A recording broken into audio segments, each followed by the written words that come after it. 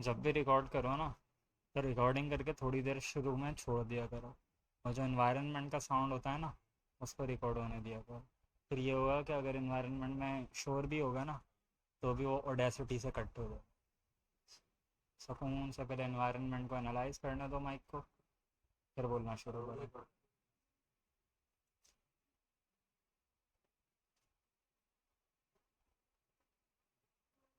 Hello. हाँ। अस्सलामुअलैकुम, graphic design course के लेक्चर 68 में खुशामदीद। आज के लेक्चर में हम बात करेंगे कि एलिस्ट्रेटर के अंदर, सॉरी, फोटोशॉप के अंदर उर्दू किस तरह लिखी जा सकती है, और टेक्स्ट रैप का एक ऑप्शन हमारे पास होता है, उसको करेंगे। तो सबसे पहले टेक्स्ट रैप को देख लेते हैं। आर्टबोर्ड में अपना क्रिएट करता हूँ, या डॉक्यूमेंट अपना क्रिएट करता हूँ 1080, और इसकी हाइट को भी मैं सेट कर लेता हूँ 1080। ये सोशल मीडिया पोस्ट का साइज़ था बेसिकली, जो कि गलत हो चुका है। मैं दोबारा से न्यू लेता हूँ।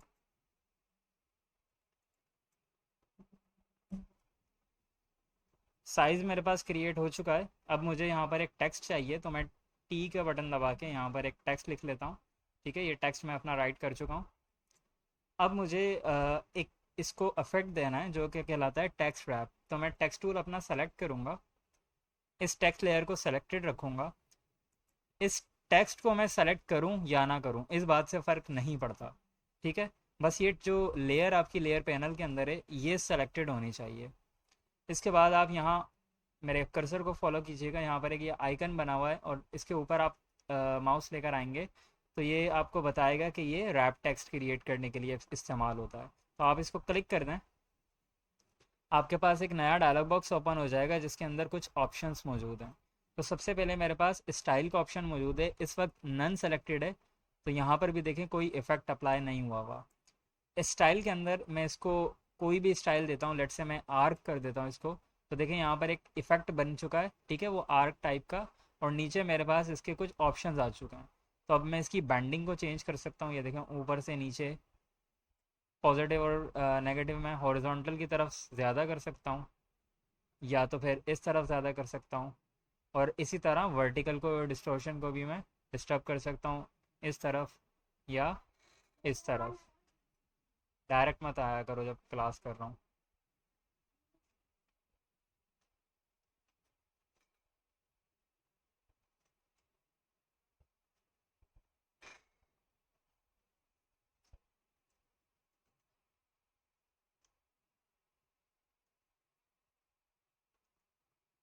ये हमारी वर्टिकल बैंडिंग है, ये हमारी हॉरिजॉन्टल, सॉरी, डिस्टॉर्शन। मैं इसको वापस 0 0 करता हूँ, और यहाँ से स्टाइल चेंज करता हूँ। अच्छा, एक ऑप्शन हमारे पास मौजूद है, ये हॉरिजॉन्टल था, आप इसको वर्टिकल भी कर सकते हैं। तो अब ये देखें, ये वर्टिकली इस सारी चीज़ों को चेंज करेगा। ठीक है, तो मैं इसको हॉरिजॉन्टल करता हूँ वापस, और आर्क की जगह इसमें कुछ और स्टाइल अप्लाई करने की कोशिश करता हूँ, जैसे आर्क लोअर। तो अब ये क्या करेगा, नीचे की तरफ से आर्क शेप बनाएगा, ये देखें। या अगर मैं इसको माइनस में कर दूंगा, तो ये कुछ इस तरह का इफेक्ट आएगा।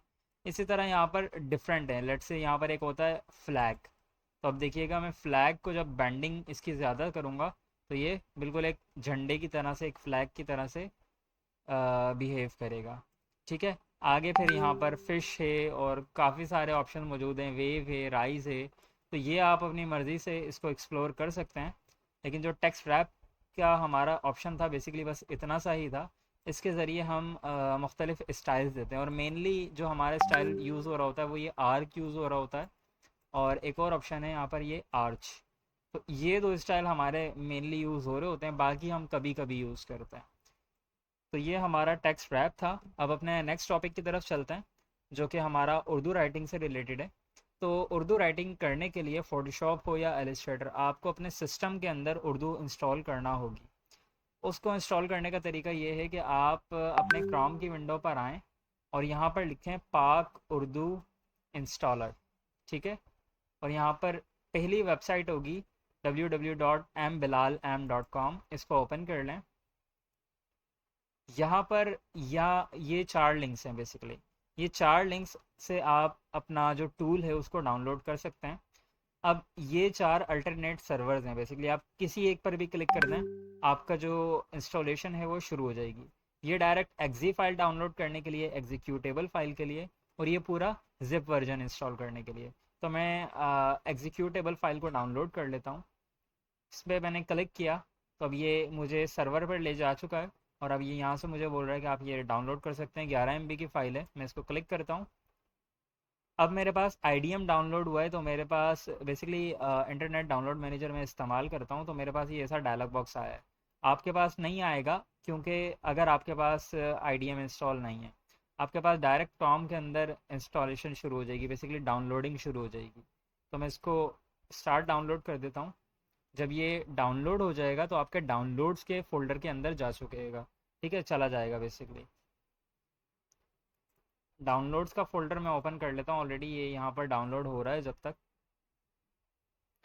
अब जब अगर आप IDM इस्तेमाल नहीं करते, यानी कि इंटरनेट डाउनलोड मैनेजर इस्तेमाल नहीं करते, तो आपका डायरेक्ट इस फोल्डर में, डाउनलोड्स के फोल्डर के अंदर ये डाउनलोड होकर आ जाएगा।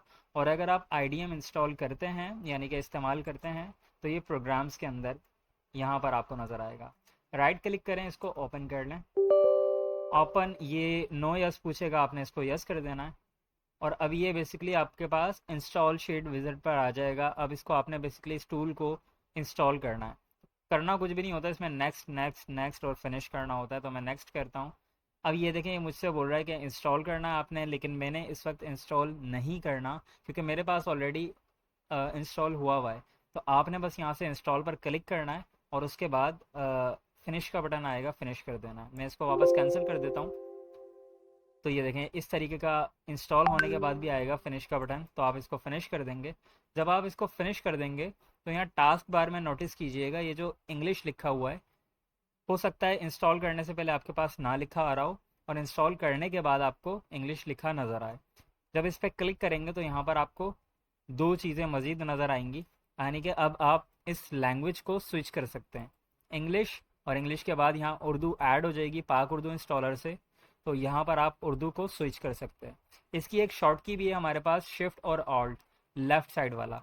शिफ्ट ऑल्ट अगर मैं प्रेस करूँगा तो देखें ये उर्दू हो गई, दोबारा से शिफ्ट ऑल्ट प्रेस किया तो ये इंग्लिश हो गई, ठीक है। तो ये अब मेरा इंस्टॉल हो चुका है। अब मैं क्या करता हूँ, अपना फोटोशॉप या इलस्ट्रेटर इसके अंदर आता हूँ, और उर्दू लिखने की कोशिश करता हूँ, ठीक है। तो मैं अपना नाम लिखता हूँ, पहले मैंने यहाँ से शिफ्ट ऑल्ट से ये उर्दू कर लिया।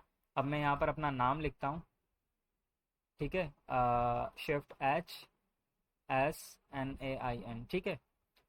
अब ये मैंने नाम तो लिख लिया, और मेरे पास बिल्कुल परफेक्ट लिखा गया। लेकिन जब आप फर्स्ट टाइम नाम लिख रहे होंगे, तो आपके पास ये इस तरह नहीं लिखा जाएगा, बल्कि आपके पास ये कुछ इस तरह लिखा जाएगा। ये देख रहे हैं, लफ्ज़ आपके टूट टूट के लिखे जाएंगे। तो इसको सही करने के लिए जो तरीका होता है वो ये होता है कि आपने यहाँ पर आना है एडिट के अंदर, प्रेफरेंसेस के अंदर, और यहाँ पर जनरल के अंदर भी आ सकते हैं वैसे, और डायरेक्ट टाइप के अंदर भी आ सकते हैं। अब आप टाइप के अंदर आ जाएं तो ये देखें, अगर जनरल के अंदर आएंगे तो इस विंडो पे खुलेगा, फिर यहाँ से आपने टाइप के अंदर आना होगा। अब यहाँ पर देखिएगा, मैं इस वक्त एलिस्ट्रेटर हो या फोटोशॉप हो, इस वक्त मैं इसका 2024 वर्जन यूज़ कर रहा हूँ। तो ये 2024 वर्जन का इंटरफेस है। इसके अंदर आप ये चेक बॉक्सेस नोट कर लें, ये इस तरीके से लगे होने चाहिए। अगर आप 2022 का वर्जन इस्तेमाल कर रहे हैं, तो यहाँ पर एक चेक बॉक्स नज़र आता है, शो इंडिक ऑप्शंस। मैं आपको नोटपैड पे राइट करके दिखाता हूँ, ये वाला। आपके पास एक टेक्स्ट लिखा हुआ होगा, तो आपने इस पर चेक लगा देना है। चेक लगा के इसको ओके कर देना है, और अपने फोटोशॉप को रीस्टार्ट कर लेना है। तो आपका जो टेक्स्ट है वो बिल्कुल प्रॉपर राइटिंग में लिखना शुरू हो जाएगा बेसिकली। और सेम गोज़ फॉर एलिस्ट्रेटर। मैं चेक करता हूँ, शायद मेरे पास 2022 का वर्जन हो, लेकिन नहीं है।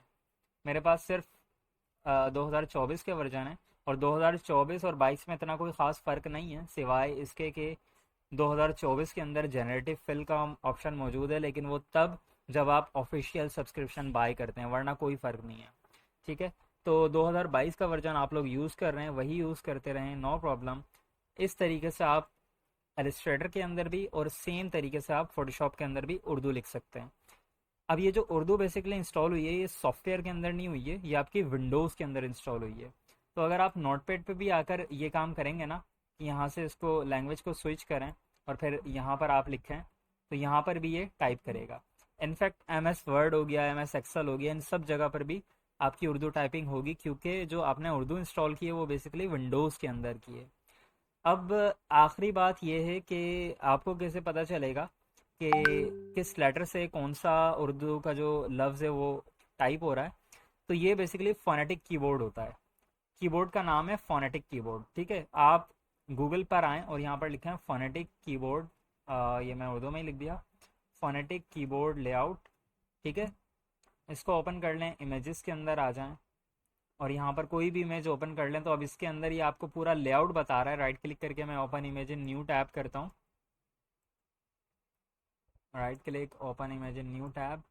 तो अब ये देखें, ये मुझे पूरा बता रहा है कि एम अगर मैं प्रेस करूँगा तो मीम टाइप होगा, एन करूँगा तो नून होगा, बी करूँगा तो बे होगा, वी से त्वा, ठीक है। और शिफ्ट के साथ, ये बेसिकली नॉर्मल कीज थी, शिफ्ट के साथ यही प्रेस करूँगा तो इसी तरह देखें, नॉर्मल के से क्या था, काफ, शिफ्ट के से खे, ठीक है। इसी तरह नॉर्मल एस से सीन था और शिफ्ट एस से स्वाद है। तो ये बेसिकली आप इसका लेआउट चेक कर सकते हैं फोनेटिक कीबोर्ड। वैसे ये थोड़ा सा गैस करना भी आसान है, जैसे पी से पे और टी से टे और आर से रे, इस तरीके से बहुत आसान इसकी जो की बाइंडिंग्स हैं वो हैं। तो आप इसको इस्तेमाल कर सकते हैं। अगर इसमें कोई कन्फ्यूजन हो, आपके पास टाइप ना हो रहा हो, कोई प्रॉब्लम क्रिएट करे, तो आप मुझे पूछ सकते हैं ग्रुप वगैरह में भी और कमेंट्स वगैरह में भी। तो अंटिल नेक्स्ट टाइम अपना बहुत सारा ख्याल रखिएगा। अल्लाह हाफ़िज़।